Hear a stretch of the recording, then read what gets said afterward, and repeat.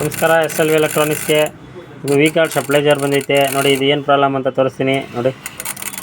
ಈ ಥರ ಬರ್ತಾಯಿದೆ. ಔಟ್ಪುಟ್ ಬರ್ತಾಯಿಲ್ಲ. ಔಟ್ಪುಟ್ ಲೈಟ್ ಬಂದೈತೆ, ಬಟ್ ಔಟ್ಪುಟ್ ಬರ್ತಾಯಿಲ್ಲ. ಕಿರ್ಕಿರ್ ಅಂತ ಒಳಗಡೆ ಸೌಂಡ್ ಬರ್ತಾಯಿದೆ ನೋಡಿ. ಇದು IC ಐತಲ್ಲ, ಈ IC ಒಂದು ಶಾರ್ಟ್ ಆಗೈತೆ.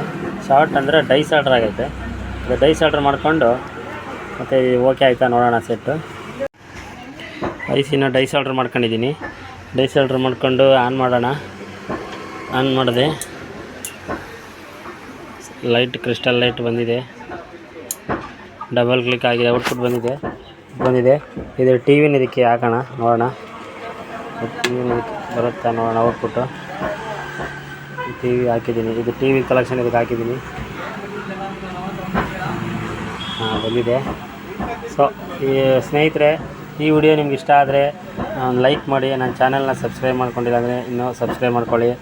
ಧನ್ಯವಾದಗಳು.